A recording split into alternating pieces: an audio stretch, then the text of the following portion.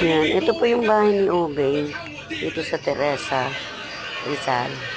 Maliit siya na bahay good for one small family.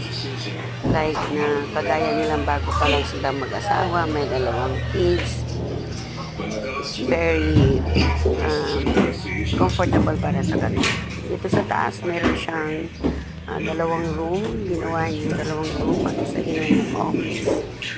Ang isa naman ginawa ng bedrooms nila.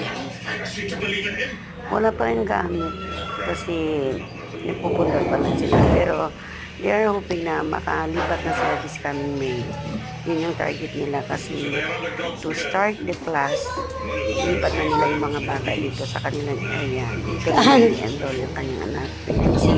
Si Oli at saka si Olivia, grade 1 and grade 2. Ito yung area ng kanyang ibaba. Maganda. For small family lang. Very, very good for a start. Yan, mga apo ko, kasama ko, at